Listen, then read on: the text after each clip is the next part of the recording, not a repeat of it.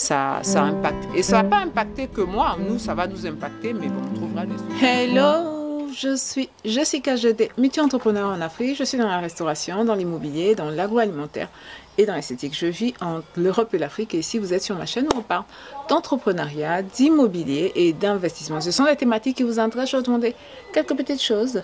Activez la cloche de notification pour ne perdre aucune vidéo. Si vous êtes abonné, likez la vidéo, commentez la vidéo, partagez la vidéo et surtout pour ceux qui ne sont pas abonnés, qu'est-ce que vous attendez? Qu'est-ce que vous attendez?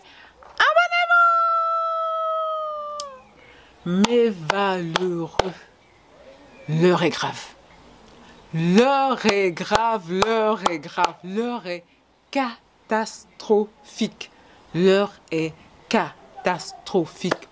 Pour tous les valeureux qui sont en Europe et puis qui veulent souscrire au projet Wassia 2. Voilà, l'heure est catastrophique pour tout cela parce que mon pays, mon temps de pays n'a pas de bon frein. Mon pays n'a pas de bon frein. Je pense qu'en Ivoirien, pour ceux qui ne sont pas de la Côte d'Ivoire, quand on dit cette histoire n'a pas de bon frein, ça veut dire que il y a des choses qui sont pas bien qui s'y passent, quoi. De toutes les façons, dans une voiture, vous savez, le frein, il sert à quoi? Voilà, il sert à pouvoir arrêter la voiture en cas de pépin, en cas d'accident, voilà. Les freins, c'est un élément primordial, essentiel de la conduite et de la voiture. Voilà. Donc, quand on dit qu'un pays n'a pas bon frein, vous-même voyez ce que ça veut dire. En tout cas, voilà la nouvelle qui est tombée. On était, pour l'Union européenne, on était sur la liste orange des pays en matière de blanchiment d'argent. Voilà. Et aujourd'hui, puisqu'on est dans le mode pas de bon frein, on est dans la liste rouge. C'est-à-dire on est passé de orange, au lieu de faire orange vert, on a fait orange rouge. Voilà, donc actuellement, on est dans le rouge. Voilà, on est dans le rouge. Ça veut dire que les transactions qui vont s'effectuer entre la Côte d'Ivoire et les pays de l'Union européenne, ça va être de plus en plus complexe. Voilà, ça va être de plus en plus complexe. Avant, quand c'était en orange, j'en sais quelque chose parce que j'ai essayé d'ouvrir un compte ici, là. Voilà, ça a été très, très compliqué, très, très complexe. Voilà. Ça m'a hyper étonnée parce que je suis opérateur économique, j'ai des affaires, tout ça. Je pense que plus tu es opérateur économique, plus tu as des affaires, plus on te regarde. C'est quel type d'affaires tu as? Ma chérie, c'est quel type d'affaires que tu as? Tu as quel type d'affaires? Mon ami, tu as quel type d'affaires? Tu vois, nous, les gars du pays, les gens, on est des hommes d'affaires, des femmes d'affaires. On n'est pas n'importe qui quand même. Donc, on a tendance à... Quand tu rentres dans un bureau, dans une banque au pays, les gens disent, oui, celui-là, oui, c'est bon, le directeur te reçoit, tout ça. Ici, le directeur peut te recevoir, mais disons, il y a un peu plus de scepticisme. Voilà. Surtout quand tu dis Côte d'Ivoire. Côte d'Ivoire, pays du broutage à différents niveaux. À différents niveaux. Donc voilà, on est officiellement sur la liste rouge du blanchiment d'argent. Ça veut dire pour pouvoir effectuer des transactions entre les pays de l'Union européenne et je pense même des États-Unis. Voilà, et la Côte d'Ivoire, ça va être hyper complexe.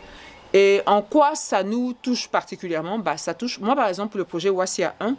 Vous savez, le projet Wassia, c'est la construction de maisons bio-écologiques du côté d'Assini, tout ça. Voilà, donc on a fait un programme pilote où c'est un peu plus d'une dizaine de maisons. Voilà.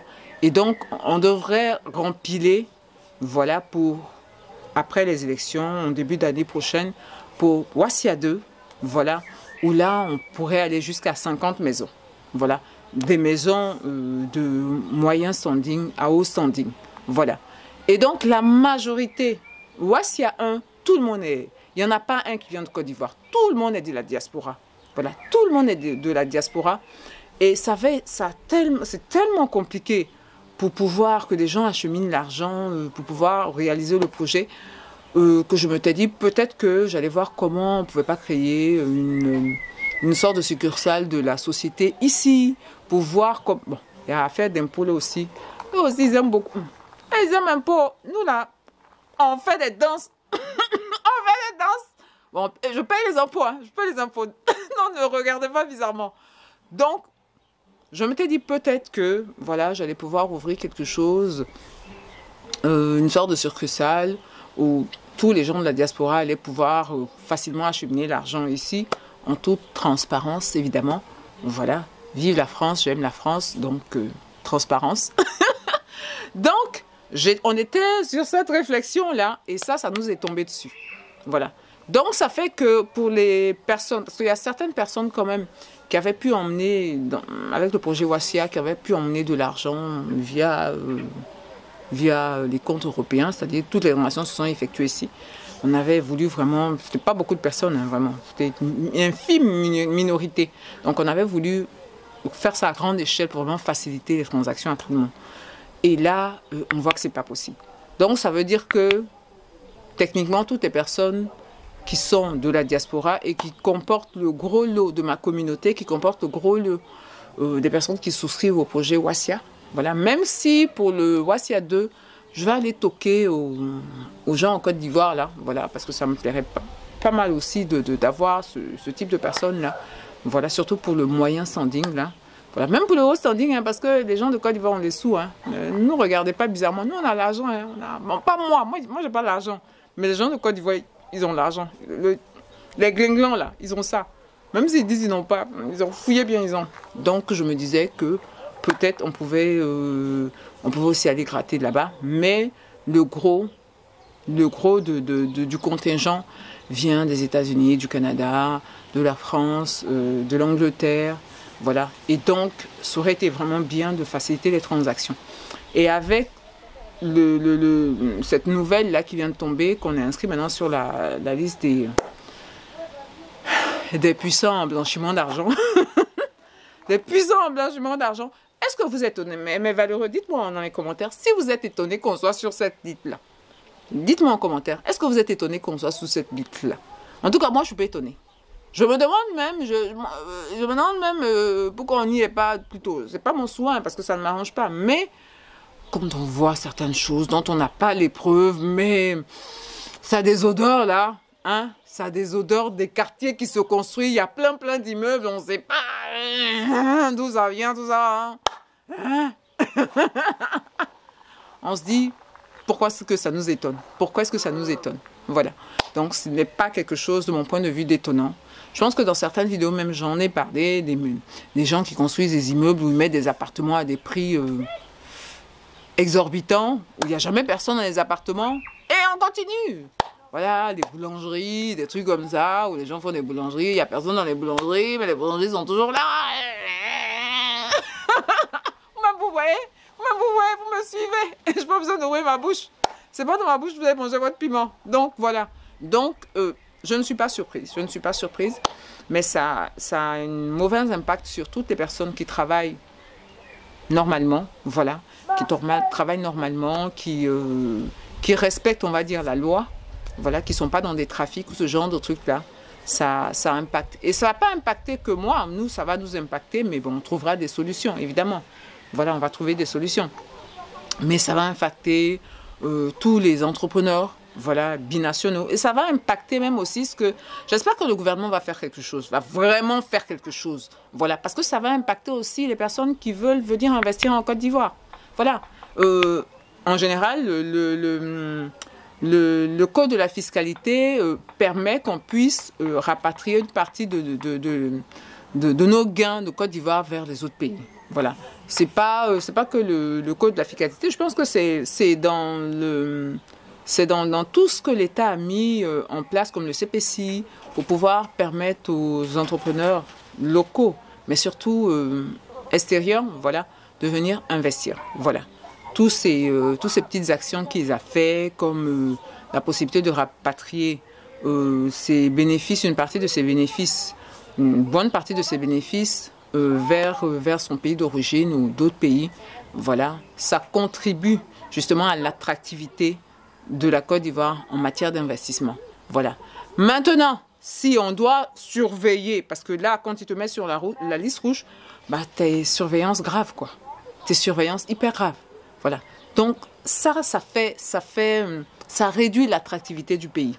Si tu sais que si tu investis quelque chose pour pouvoir refaire partir, ça va être hyper difficile parce qu'on va te demander des trucs de malade pour savoir ton argent, là, ça vient d'où.